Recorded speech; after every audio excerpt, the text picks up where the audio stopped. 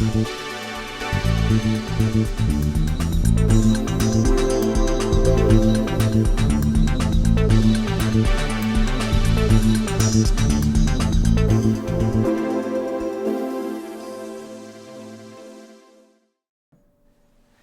going deep with the analytical, if we're an analytical, how do we really take ourselves and those around us to the next level of success? Well, if we're an analytical personality, that means that we are really, really strong on the task. The task is important in getting it done, and we're also tend to be less assertive.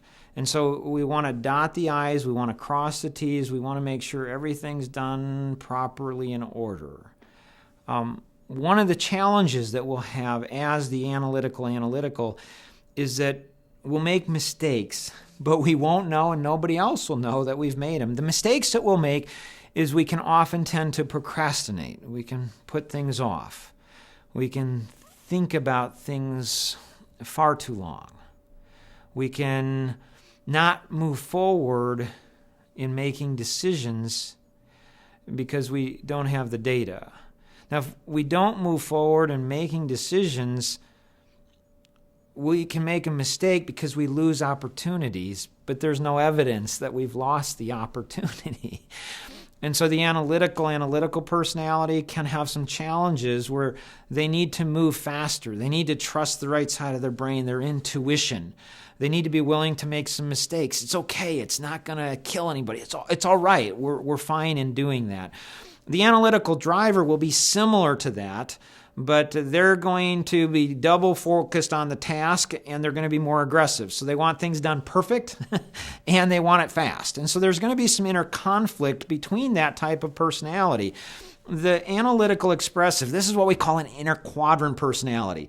So if you weren't sure on when you're taking the test, I don't know, I kind of choose the Q band, the wavy line. If you're an analytical expressive personality, you probably have a fair amount of inner conflict because you want to do everything perfect, but you have a lot of ideas. And I want to do them fast and I want to do them perfect. Well, that's going to create some inner conflict. That inner conflict is actually really positive. It's not negative. It's something that's really beneficial as long as we control it rather than it controlling us. The analytical amiable personality is a really interesting personality because they have inner conflict in that they want everything done perfect and they want people to be happy. And so they want to point out mistakes, but then there can be some conflict. The analytical amiable personality will tend to be a tad stubborn, and they'll tend to have a lot of data to back up that stubbornness.